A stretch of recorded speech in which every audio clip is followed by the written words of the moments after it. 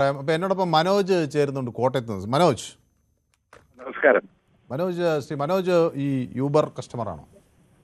ഞാൻ Uber customer അല്ല, ഞാനൊരു പരമ്പരാഗത ടാക്സി തൊഴിലാളിയാണ്.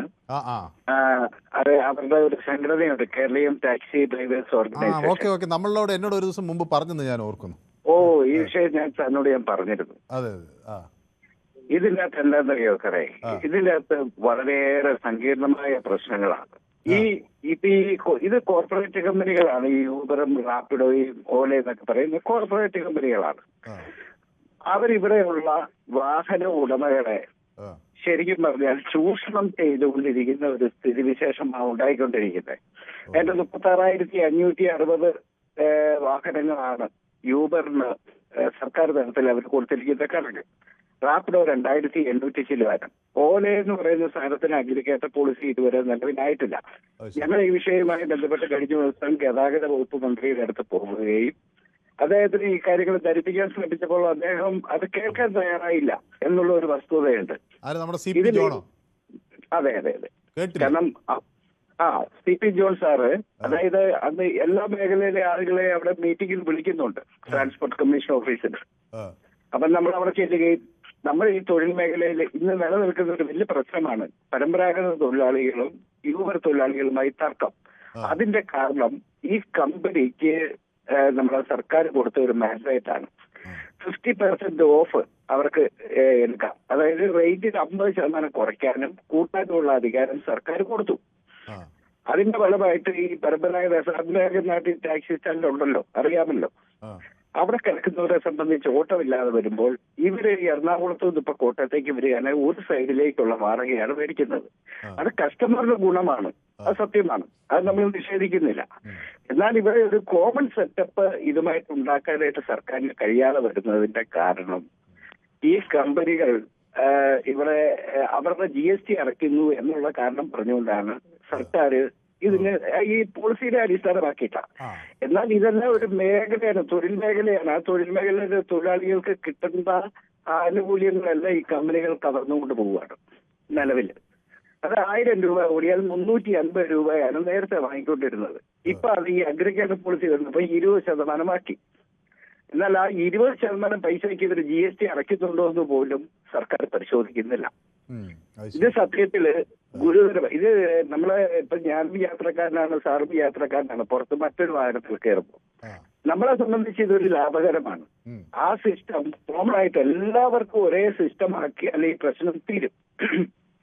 അതിന് ഒരു തീരുമാനം ട്രാൻസ്പോർട്ട് കമ്മീഷന്റെ ഭാഗത്തു നിന്നോ മറ്റുള്ളവർക്ക് ഒന്നും ഉണ്ടാവുന്നില്ല.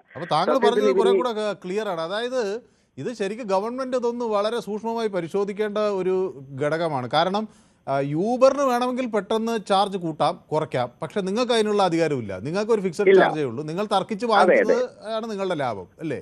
അതെ, അതായത് ഗവൺമെന്റ് തന്നെ ഒരു കേരള അഗ്രിഗേറ്റർ പോളിസി ഉണ്ട് സാർ. അതിൻ്റെ അകത്ത് മിനിമം 5 കിലോമീറ്ററിന് 250 18 രൂപയാണ് റണ്ണിങ് കിലോമീറ്റർ. അതാണ് ഇവിടുത്തെ പരമ്പരാഗത തൊഴിലാളികൾ, അതായത് ടാക്സി സ്റ്റാൻഡുകളിൽ കിടക്കുന്നവർക്ക് കിട്ടേണ്ട വാടക. ഇതിന്റെ അകത്തു നിന്നാണ് യൂബറിന് ഇതുപോലുള്ള സ്വാതന്ത്ര്യം അനുവദിച്ചു കൊടുത്തിരിക്കുന്നത്. ഇവര് നമ്മുടെ നാട്ടിൽ നിന്നും ഈ കമ്മീഷൻ ഇനത്തിൽ ഒരു ആപ്ലിക്കേഷൻ ഉണ്ടാക്കി എന്നൊരൊറ്റ കാരണത്താൽ ഇവര് കോടികൾ നമ്മുടെ രാജ്യത്തു നിന്ന് കൊണ്ടുപോകാൻ. കോടികൾ. ആ കോടികൾ എന്ന് പറയുന്നത് നമുക്ക് ചിന്തിക്കാൻ പറ്റാത്തതാണ്. അതായത് ഞാൻ സാറിനോട് ഒരു കണക്ക് പറഞ്ഞു, 36,560 എന്ന് പറയുന്ന വാഹനങ്ങൾ ഇവര് അതിലൊരു വാഹനം പോലും ഈ കമ്പനിക്കില്ല സാർ. അതെല്ലാം ഇതുപോലെ ലക്ഷങ്ങൾ കൊടുത്ത് വാങ്ങിയിരിക്കുന്ന തൊഴിലുടമകളും അല്ലെങ്കിൽ തൊഴിലാളികളുടെയും വാഹനങ്ങളാണ്. അതിനെ വെച്ചിട്ടാണ് ഈ കമ്പനികൾ ഇവിടെ ചൂഷണം ചെയ്യുന്നത്. ഇതില് കസ്റ്റമേഴ്സിനെ സംബന്ധിച്ച് ഈ തൊഴിലാളികളെ എന്നും വെറുക്കപ്പെട്ടവരാക്കുന്ന, അതായത് ഈ സ്റ്റാൻഡുകളിൽ കിടക്കുന്നവരെ വെറുക്കപ്പെട്ടവരായി കാണുന്നതിന്റെ കാരണക്കാരും ഞങ്ങളല്ല. അത് സർക്കാരിന്റെ സിസ്റ്റത്തിന്റെ പ്രശ്നമാണ്. ആ സർക്കാർ ഒരു സുതാര്യത ഇവിടെ കൊണ്ടുവരണം, ഒരു വാടകയിൽ ഒരു ഏകീകരണം കൊണ്ടുവരണം. ഇതൊന്നുമില്ലാതെ ഒരു വിഭാഗം ആളുകളെ ഇപ്പൊ സാർ 2027 വിയറ്റ്നാമിലുള്ള ഒരു കമ്പനി ഇവിടെ ലോഞ്ച് ചെയ്യാൻ പോവാണ്. 10,000 ഇലക്ട്രിക് വാഹനങ്ങളാണ് അവരിവിടെ ഇറക്കാൻ പോകുന്നത്. 10,000 ഇലക്ട്രിക് വാഹനങ്ങൾ. അതിൻ്റെ അകത്ത് 10 കിലോമീറ്റർ ഓടിക്കഴിഞ്ഞാൽ 80 രൂപയാണ് അവർ കൊടുക്കുന്ന വാടക. ഇത് റേറ്റ് എന്ന് പറയുന്നത് 80 രൂപയാണ്. അത് കഴിഞ്ഞ് വരുന്ന അഡീഷണൽ കിലോമീറ്ററിന് 8 രൂപ. അതിൽ 5 രൂപ 50 പൈസ ഡ്രൈവർക്ക്, 2 രൂപ 50 പൈസ കമ്പനിക്കും. ഓട്ടോറിക്ഷക്കാരന്റെ ജീവിതം പോലും വഴിമുട്ടുകയാണ്. ലക്ഷക്കണക്കിന് രൂപ കൊടുത്ത് വാഹനം മേടിച്ചവന്റെ വാഹനം ഓടാൻ മേലാത്ത ഒരു പ്രതിസന്ധിയിലേക്ക് ഇതിനെ കൊണ്ടുപോവുകയാണ്. ഇതൊരു തൊഴിൽ മേഖലയാണ്. ഇത് സംരക്ഷിക്കേണ്ടത് സർക്കാരിന്റെ ഉത്തരവാദിത്തമാണ്. ഈ തൊഴിലാളികള് ജീവിക്കണം, അല്ലെങ്കിൽ ജീവിച്ച് മുന്നോട്ട് പോകണമെങ്കിൽ സാഹചര്യം ഉണ്ടാക്കേണ്ടതും സർക്കാരും ട്രാൻസ്പോർട്ട് കമ്മീഷനുമാണ്. ഓക്കെ, അപ്പം ഞാൻ ചോദിക്കുന്നത്, ഈ കേരള സവാരി എന്ന് പറഞ്ഞ് സർക്കാരിന്റെ ഒരു സംരംഭം ഉണ്ടല്ലോ, അതുകൊണ്ട് എന്തെങ്കിലും ഗുണമുണ്ടോ? കേരള സഫാരിയിൽ അതിൻ്റെ അകത്തൊരു ചെറിയ കാര്യമുണ്ട്. അതിന്റെ പിന്നിലും കുറെ കാര്യങ്ങളുണ്ട്. എങ്കിൽ പോലും അത് സർക്കാർ നിശ്ചയിക്കപ്പെട്ട റേറ്റാണ്. ആ സർക്കാരിന്റെ റേറ്റ് പ്രകാരമാണ്.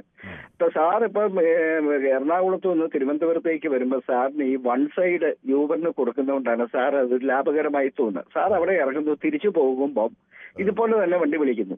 ഈ രണ്ട് ഫെയർ കൂടി കൂട്ടുമ്പോഴത്തേന് ഒരു സ്റ്റാൻഡിൽ നിന്ന് വരുന്ന വണ്ടിയുടെ മുകളിലാണ്.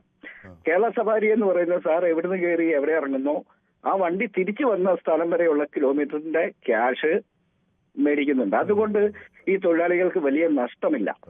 അതുപോലെ അവരുടെ കമ്മീഷൻ എന്ന് പറയുന്നത് വളരെ തുച്ഛമാണ്. പെർ ഡേ 35 രൂപയേ ഉള്ളൂ. അതായത് നമ്മുടെ ഈ UPS സിസ്റ്റം പോലെയാണ് ഇവർ ഇത് പിടിക്കുന്നത്.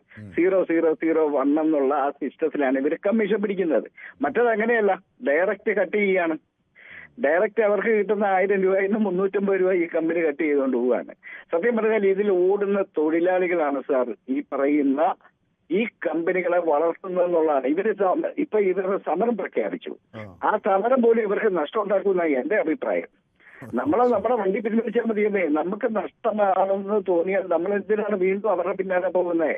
ഇവിടെ വേറെ ധാരാളം സംവിധാനങ്ങളുണ്ട്. അതിനെ ഡിപ്പെൻഡ് ചെയ്താൽ ഈ പ്രശ്നങ്ങൾ പരിഹരിക്കപ്പെടാം.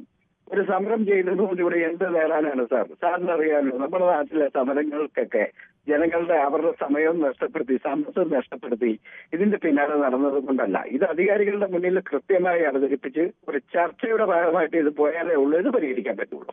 ഏതായാലും താങ്കൾ ഇതിൻ്റെ വളരെ വിശദമായ കാര്യങ്ങൾ മനസ്സിലാക്കി എന്നത് സന്തോഷം തന്നെ. അപ്പോൾ ഏതായാലും ഇത് നമുക്കൊന്ന് അങ്ങയുടെ ഈ ശബ്ദരേഖ ഇത് മന്ത്രിയും കൂടി കേൾക്കേണ്ടത് ഒരു കാര്യമാണ്. എന്തുകൊണ്ടാണ് അങ്ങയുമായി ചർച്ചയ്ക്ക് ഈ മന്ത്രി തയ്യാറാകാതിരുന്നതെന്ന് എനിക്കറിയില്ല. സാധാരണഗതിയിൽ CP ജോൺ ഇത്തരം കാര്യങ്ങൾ പഠിച്ച ആളുകളിൽ നിന്ന് മനസ്സിലാക്കാൻ താല്പര്യമുള്ള ഒരാളായിട്ടാണ് ഇത്രയും കാലം എനിക്ക് തോന്നിയിട്ടുള്ളത്. പക്ഷേ ഇതുപോലെ ഈ മേഖലയെ സംബന്ധിക്കുന്ന ഇത്രയും സങ്കീർണമായ പ്രശ്നങ്ങൾ മനസ്സിലാക്കിയ ഒരാളോട് എന്തുകൊണ്ട് സംസാരിക്കാൻ മന്ത്രി വിമുഖത കാണിച്ചു എന്നത് എത്ര ആലോചിച്ചിട്ട് എനിക്ക് മനസ്സിലാവുന്നു. CP ജോൺ അല്ലെങ്കിൽ അതേപോലെ ബന്ധപ്പെട്ട ആരെങ്കിലും ഇത് കേൾക്കുന്നുണ്ടെങ്കിൽ ഇത് അടിയന്തരമായി തിരുത്തി ഈ മനോജിനെ പോലുള്ള ആളുകൾക്ക് പറയാനുള്ളത് എന്ത് എന്ന് മനസ്സിലാക്കേണ്ടതാണ്. ചന്ദ്രൻ നായർ എന്നോടൊപ്പം ചേരുന്നു തിരുവനന്തപുരത്ത് നിന്ന്. Shri Chandran Nair. Manu sir, online taxi എന്താണെന്ന് വെച്ചാൽ സാധാരണ ജനങ്ങൾക്ക് ഒരുപാട് ഗുണകരമായിരുന്നു സാർ. വഴക്ക് കൂടാതെയും അമിത ചാർജ് കൊടുക്കാതെയും യാത്ര ചെയ്യാൻ പറ്റുന്ന. പക്ഷെ നിർഭാഗ്യവശാൽ ഇപ്പൊ റെയിൽവേ സ്റ്റേഷനിൽ നമ്മൾ വന്നിറങ്ങിയാൽ പോലും ഈ മറ്റേ ഓട്ടോറിക്ഷക്കാര് അവിടെ എന്ന് വെച്ചാൽ പ്രീപോഡ് കൗണ്ടറിലേക്ക് വരാതെ അവർ മാറിപ്പോയി ഇന്നാണ് യാത്ര എടുക്കുന്നത്. ഏതായാലും എന്താ വെച്ചാൽ ഇത് ഈ മേഖല മാത്രമല്ല സാർ, നമ്മളെ ആശുപത്രികളിലും സെക്യൂരിറ്റി ആയിട്ട് പ്രൈവറ്റ് മേഖലയിലേക്ക് ജോലിക്ക് വരുന്നവരെ, അതായത് ക്ലീനിങ് സ്റ്റാഫ്, സെക്യൂരിറ്റിക്കാര് പ്രൈവറ്റ് മേഖലയിൽ നിന്ന് വരുന്നവരിൽ നിന്ന് വെച്ചാൽ അമിതമായിട്ടുള്ള കമ്മീഷൻ എടുത്തതിന് ശേഷമാണ് സാർ അവർക്ക് ശമ്പളം കൊടുക്കുന്നത്. അതേ അവസ്ഥ തന്നെയാണ് ഇപ്പൊ ഇവിടെ ഈ ഓൺലൈൻ ടാക്സിയിലെ ഡ്രൈവർമാർക്ക് സംഭവിച്ചിരിക്കുന്നത്. ഇതിന് ഏതെങ്കിലും ഒരു തരത്തിലുള്ള ഒരു നിയന്ത്രണം സർക്കാർ തലത്തിൽ കൊണ്ടുവരേണ്ട. കൂടുതൽ വാർത്തകൾക്ക് News 18 Keralam YouTube channel subscribe ചെയ്യുക.